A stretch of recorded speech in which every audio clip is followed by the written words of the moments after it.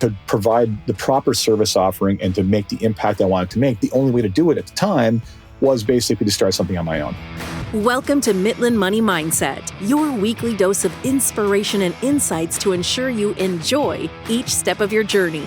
Whether you're saving for the future, planning your next big adventure, or simply looking to add more joy to your life, you've come to the right place. Now, let's dive in. Too many people think they're working with a financial advisor only to realize later they were working with a salesperson. The lack of true fiduciary guidance leaves families feeling uncertain, unprotected, and frustrated by a system that should serve them.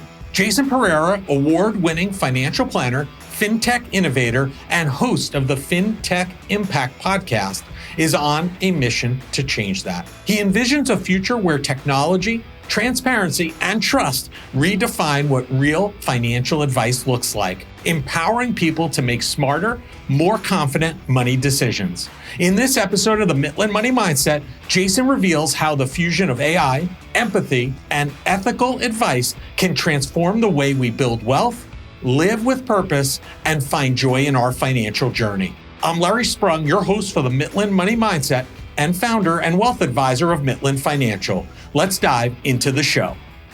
Well, I am super excited today to have Jason Pereira, a true advocate for the financial profession, and I'm excited to share with you his story and his journey. And welcome to the show, Jason. Always a pleasure, my friend. Yeah. Listen, before we jump in and talk about a lot of what you're doing today, right? As an entrepreneur, I think our listeners are always enamored by the journey that entrepreneurs take and go through. So can you share your journey up into the point of becoming an entrepreneur? And then we'll talk a lot about that the rest of the show for sure. So, the origin story, me even getting into the industry goes back to some personal financial trauma. And my father had a successful business that unfortunately failed. And I saw and lived through at a young age what kind of financial turmoil could basically put stress on the family, right? So I saw that. Now my parents fast forward to today, still happily married, everything's great. But it was, those are difficult times. And that stuck with me for a lot longer than I even I consciously realized. And I think I sought out a need for security. And when I was in high school, I didn't want to go to university and blow a bunch of money on a degree I was never going to use. So I needed to get some workplace experience. So I did a work term. As a teenage boy, what interests you? Well, money interests you, but there's also an overlap between that need for security.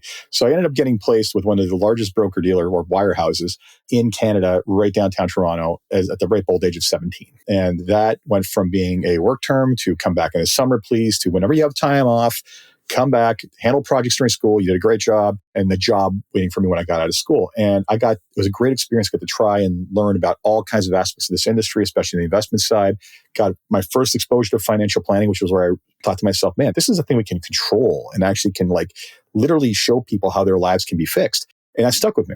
But I learned to despise the wirehouse world. Basically, the incentive systems, the structures, all of it. And especially in Canada, it's even worse than it is in the States, believe it or not. And I had the opportunity to leave and start an independent practice with another advisor. And frankly, the job market wasn't great at the time. So I figured, worst case scenario, I'll go do this for a year and I'll go do my MBA.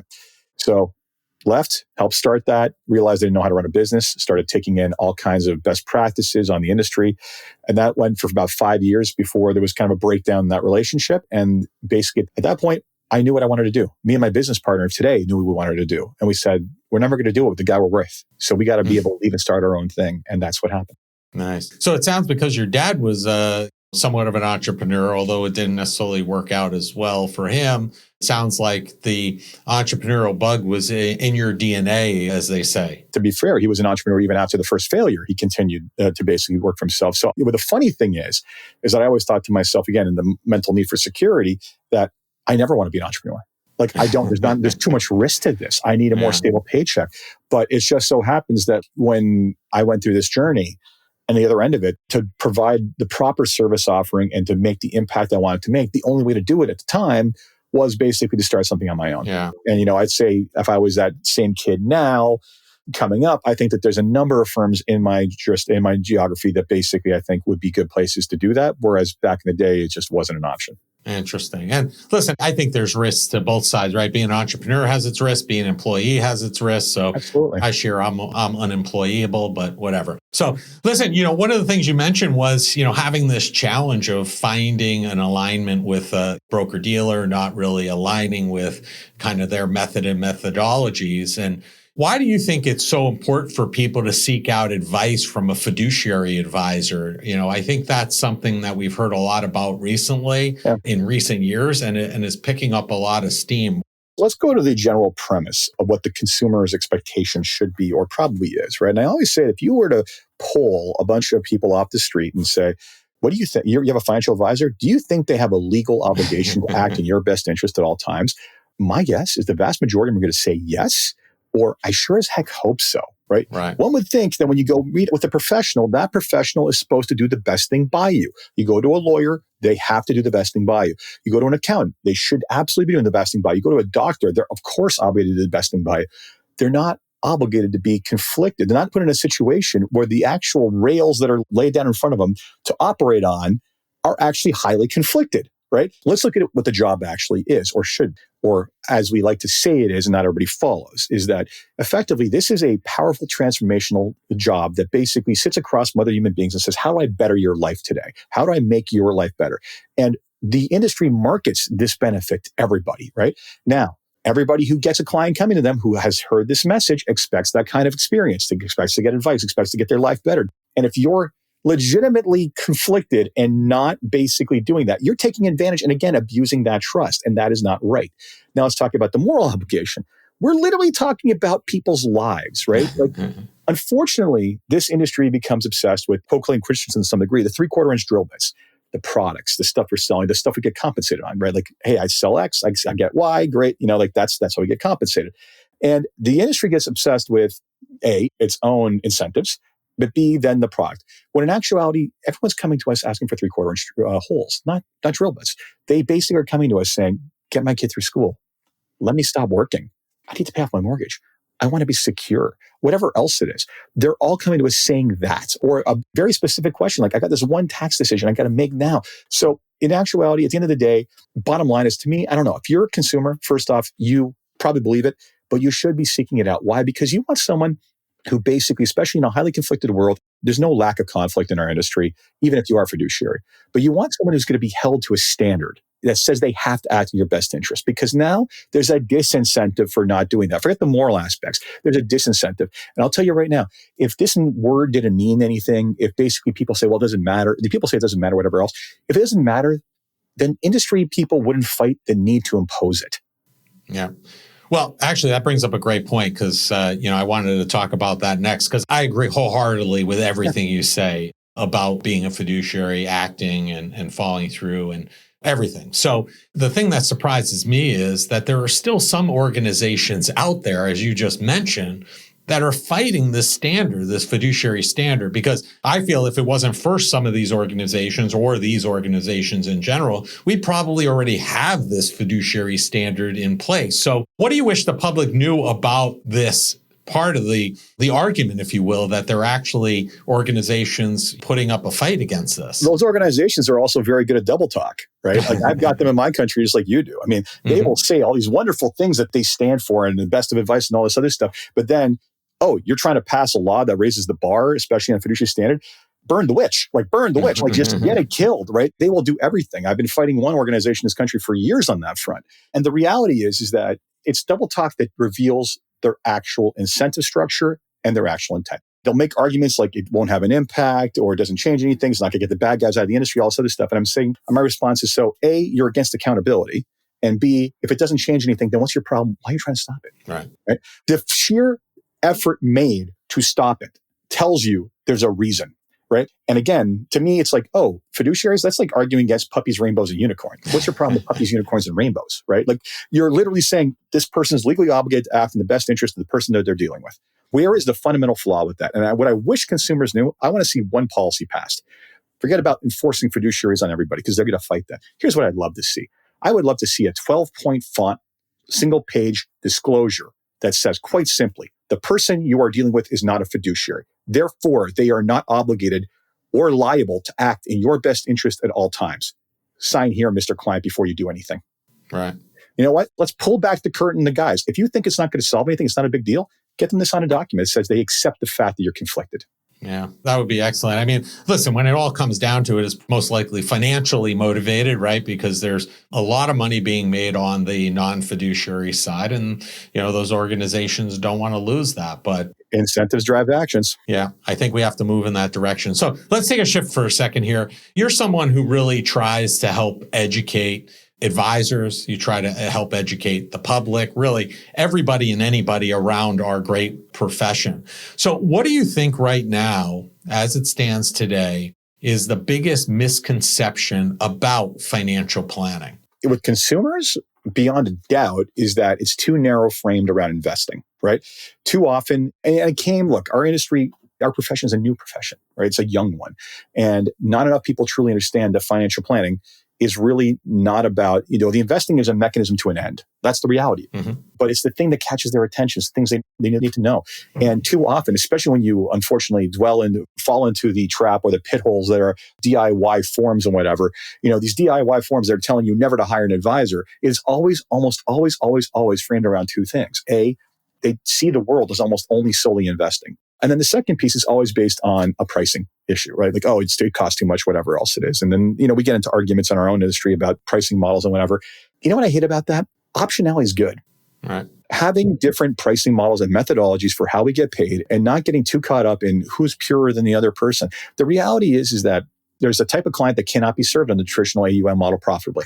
There is, mm-hmm. right? Size.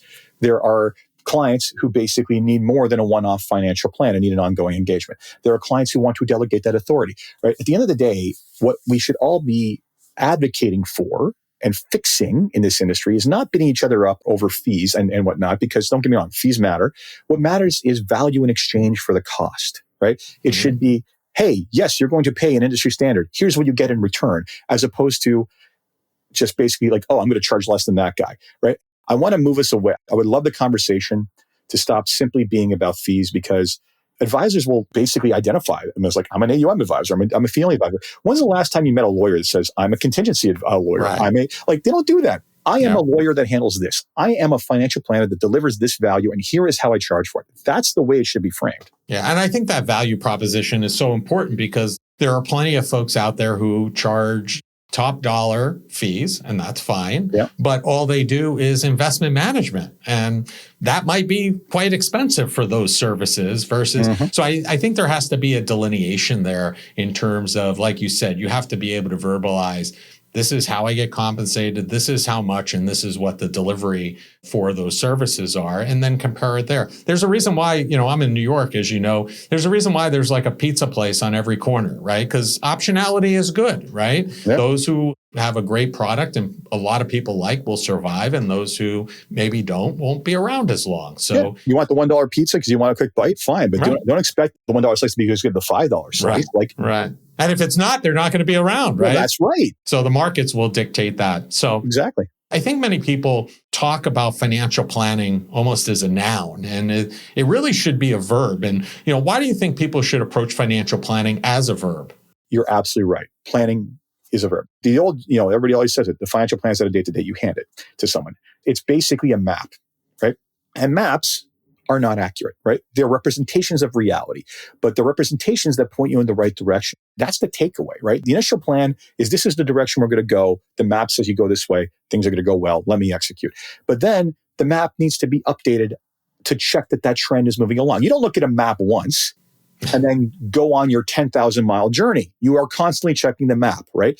So planning is, in a lot of ways, planning as a verb is basically two things. It's A, making sure that map gets updated and you're heading in the right direction. But B, dealing with what happens during the course of that journey, right? You have to turn around things. Different surprises end up on the road. So the reality is that we're living, breathing, organic beings who go through an uncertain world with change, and whether that be in our lives or in the world at large, politically, whatever else it is, we have to adapt. And planning as a verb is a reflection of the fact that it's an adaptive process. Yeah, I agree.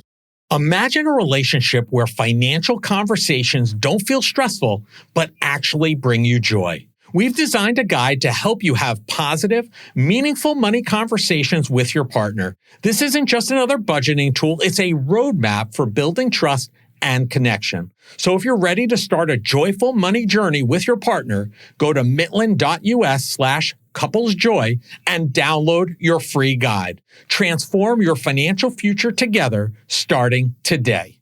Let's shift over to AI for a second, because I think we'd be remiss if we didn't talk about that for a little bit here, because AI is really changing the world we live in each and every day. And right around the time of us recording, we were both at Financial Planning's Advice AI conference, which was really to explore how AI is transforming our space and our profession.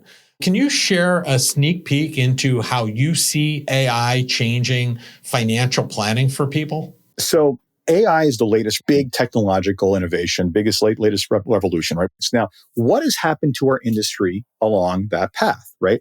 We have gone from a highly commoditized view on the value proposition of access to markets, to recommendations on markets, to portfolios, to financial planning, to comprehensive financial planning, to continued evolution of expanding services, right? And the reality is that AI is like every other technological revolution, doing more faster possible. Full stop, right? And with fewer resources. So fewer people, even now, if you were to take the practice you have today and try to find the equivalent practice 20 years ago in terms of AUM and clients, you probably have 2 to 3 times the number of staff in order to run everything. You're able to run things far more efficiently. That's exactly what's going to happen. We're going to consume the efficiency, and every deliverable we have will be faster, probably better, and basically maybe more valuable to the client. We will find out. But at the same time, what it's not going to solve for, what it will solve for some people is that, yes, some consumers will opt into an AI native experience for financial advice and get rid of the people entirely. Hey, that's fine, because for every type of value proposition, there is a natural clearing market. Some people will do that. But is it going to destroy advisors? Well, this is about the 4th or 5th time in my career that I've heard a technological innovation was going to destroy advisors, the last one being robo-advisors, and that's never happened. And there's a reason for that, because at the end of the day, first off, there's an entire craft and knowledge base to financial planning. And it's nice that a client can ask questions to an AI bot, but it doesn't have our education to be able to translate what the human said into what the robot needs to do, and then take the robot's output and know that it's valid to then basically go back to the client and make sure it works, let alone make sure the fact that that client, who's a living, breathing organism, who doesn't think rationally necessarily, who has their own lived experiences and their own personal traumas, making sure that what the machine is telling us to do is something they can behaviorally accept, right? We have to find the Venn diagram of mathematically optimal and behaviorally optimal. That's something the machine's going to struggle with, right? Me neither. And that's because technology does not solve humanity's issues, right? In fact, we have epidemic levels of depression and loneliness because people are not, interacting the way they used to, right?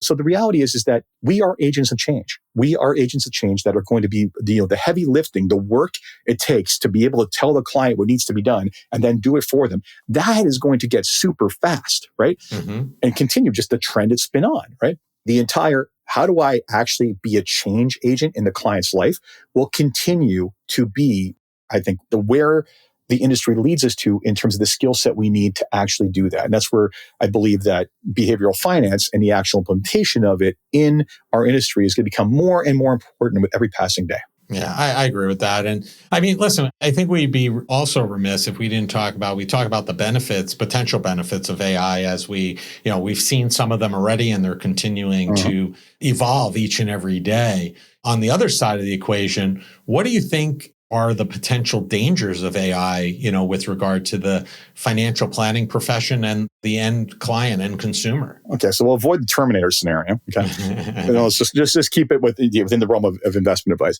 To believe that you're going to get a perfect answer from an AI is to believe that imperfect prompting and perfect engineering. Right.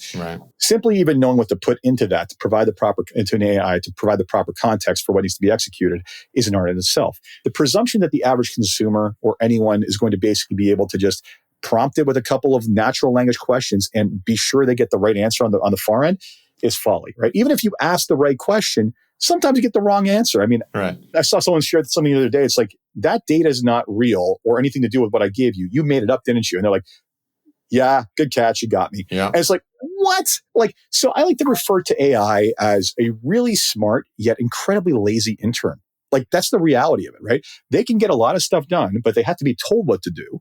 And frankly, you got to fact check. Yeah. Yeah, that's definitely I see as a huge danger today. And I think it's going to continue. So, And the reality is that here's the thing about financial advice that people don't necessarily want to recognize is that when we screw up, we are liable to fix it, right?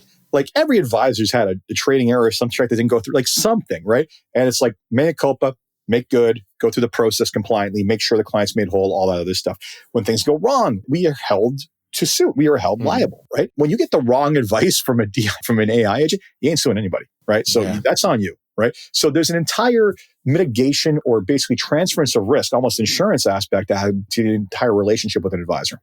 Yeah, good point. So, one of the things, you're a sought after speaker and you've been recently talking about digital intimacy. What do you mean by those terms? So, yeah, it's that term was a throwaway term that came up on a podcast with our friends Adam Holt and Derek Naughton, where we were talking about basically the evolution of user interfaces in this industry and how they're becoming more and more consumer-like in terms of the software. Like you go back, even a lot of them still are, but you go back 10, 15 years ago, and it's like software is very utilitarian, right? It's like not very pretty. It's very like lots of functions. And it's never something you would put in front of a client, right? But newer softwares have been very clean, very sleek, very much almost a consumer grade level of software. And my point is that the opportunity to use these in front of clients can really transform the experience. And basically they said, yeah, it's all about building client intimacy. I'm like, client intimacy is basically about getting to know the human being. Digital engagement's about using technology to engage. We need to bridge these concepts and create digital intimacy. So essentially, it is how you use technology in a live interaction with the consumer to basically help them understand what is going on and bring them into the process, right? And that can be something like literally using some of the financial planning softwares out there, not all of them, because some of them do not look like you should put them from a client, but some of them, and basically creating an experience where you guide them through what it is you did for them, allowing them to ask questions, allowing them to steer the journey a little bit, right? And you using it in front of them without basically, sometimes advisors are really afraid of doing that because they think, oh, they're going to think they could just need the software and not me. Right. Good luck. But the point is that just by doing so, what you do by bringing that experience, you're educating, you're informing them, you're getting them to address their concerns live and in the moment, and you're building consensus on moving forward, and they feel involved in it. So really the concept of digital intimacy is one where I speak to advisors and to technology companies about whatever you're building. I want you to make it something I can put in front of my grandmother. Right. Because if I can have an educational, interactive experience in front of my grandmother where I live use the software to solve their problem, maybe it's even from the first moment I meet them. If I can guide them through this and give them something of value and build an experience and a rapport, they're going to be brought into it so much more, right? And that's on the digital side. But the advisors, I tell them, like, look, a lot of these softwares already exist already. You're using a bunch of them. Start thinking through how you would potentially create an experience around them. And it really does change the dynamic in the conversation. Yeah, great perspective. And you lead me right to where I wanted to kind of go, which was you mentioned Adam and Derek are fearless leaders at Rebel Dads. And, Yes. You and I have known each other for a few years, but we really bonded since meeting through Rebel Dads in 2025. What has the Rebel Dads experience helped you make a priority in your life? Has there been any shifts since going through Rebel Dads or being a part of it? I think it's hard for any of us to go through that and not come out changed, right? I mean, like for those who've never heard about it or never experienced it, I mean, a bunch of entrepreneur dads having to spend time away from everything else and just focus for half a day at a time on some very serious questions. I mean, there was a lot of deep sharing going on there. Many of us knew each other there. There was new people we never met before, but some people had some horrific stories of their experiences with their fathers, right? And we saw how like a lot of us were driven by some of these experiences. And you're always almost able to, even the stuff that's horrible, you're able to get some from these stories that makes you understand your dynamic with your parents more, and then question your relationship with your kids, right? What did I take away from it? I mean, I think it reinforced my already existing belief that, I need to be here. Ever since the day my kid was born, I'm like, before that, I didn't fear death. After they were born, it's like, okay, I got to be here for 30 years. Like, I got to make sure that what I'm holding is going to be okay, right? And so much of that was reinforced by that conversation, but also there were tactics and tools discussed for for basically how to make sure that we work this delicate balance of taking care of not only our children, but our other baby, which is the business. And how do you balance those out and make sure that the ones who are most important don't feel neglected?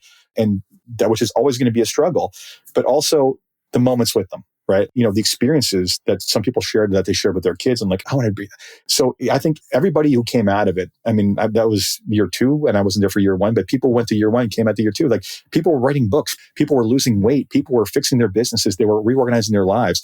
Since I left there, I'd say that there's been a greater focus on family, on making sure that I have literally my calendar, which I very methodically cut out to make sure all the certain things in work happened, that like, no, here's the block where no one touches my life but my kids, right? Here's the time that I save. Here's my commitment to them so that they know we are sharing this. Here's how we bring them into the conversation around how the family's planning out the trip, and start to bring them, and also even lessons at different stages. Like, how do we start teaching about financial literacy and being responsible with money? And so there was so much to be shared amongst that group, and it's hard to put into words. Like, we all came out of it, I think, transformed.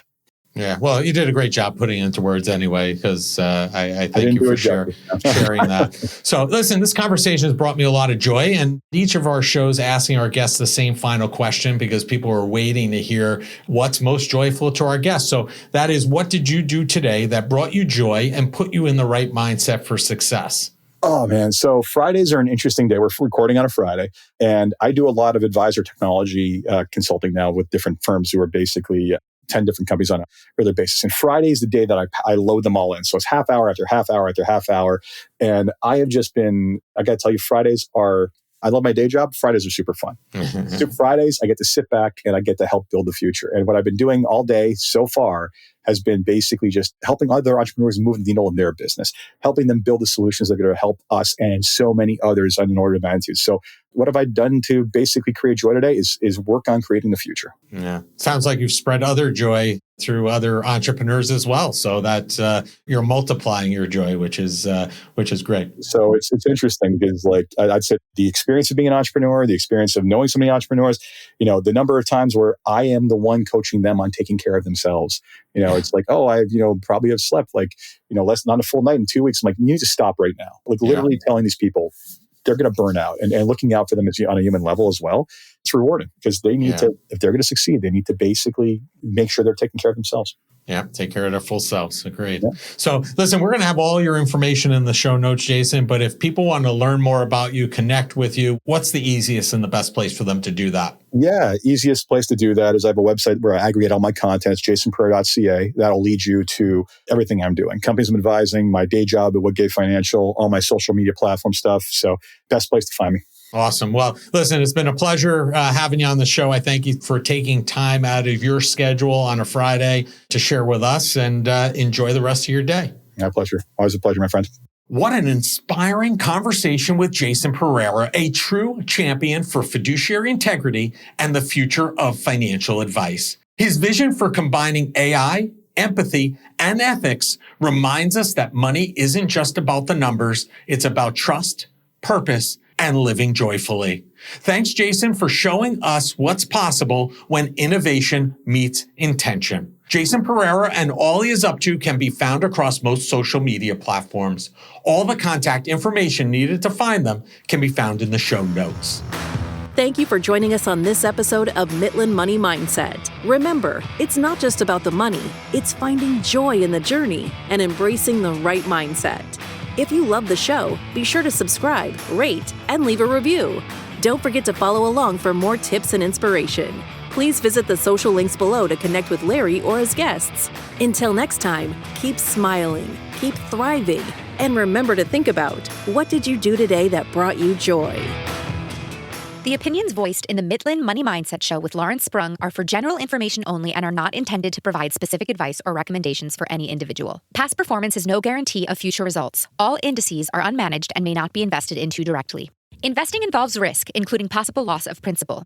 No strategy ensures success or protects against loss.